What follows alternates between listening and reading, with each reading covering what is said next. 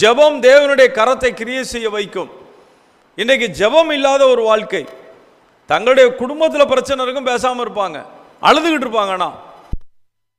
ஆகிப்போச்சு, அப்படி ஆகிப்போச்சுன்னு ஃபோன் எடு. இப்போ தான் மொபைல் ஃபோன் வேறு வந்துச்சா, எடு, அங்கே பண்ணு, இங்கே அக்காவுக்கு பண்ணு, தங்கச்சிக்கு பண்ணு, மாமாவுக்கு பண்ணு, மச்சானுக்கு பண்ணு, ஃபோன் பண்ணி எல்லாத்தையும் அழுதுகிட்டே சொல்லிட்டு இருப்பாங்க. நான் என்ன சொல்ல வரேன், அங்கே அழுகிறீல்ல மனுஷங்கிட்ட, கர்த்தர்ட்ட அழு, அவர் பாதத்தில் உட்காரு. அழ முடியலன்னா சும்மாவாது உட்காந்துரு, மூஞ்ச முடிக்கிட்டு. என்னால் முடியல ஆண்டவரே, என்ன சரி எனக்கு தெரியல. யோசுவா மோங்குப்புற விழுந்து கிடந்தான், ஏன் எனக்கு தோல்வி? யோபு போய் விழுகிறான் தேவ சமூகத்தில். நீங்கள் எங்கே விழுகுறீங்க? மனுஷர்கிட்ட போய் நின்றுட்டு இருப்பீங்க, மனுஷர்கிட்ட சொல்லிக்கிட்டு இருப்பீங்க, பல காரியங்களை பேசுவீங்க.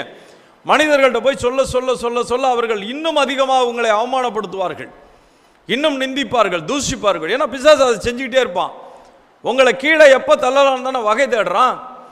உங்கள் குடும்பத்தை எப்படி அழிக்கலாம்ன்றளவோ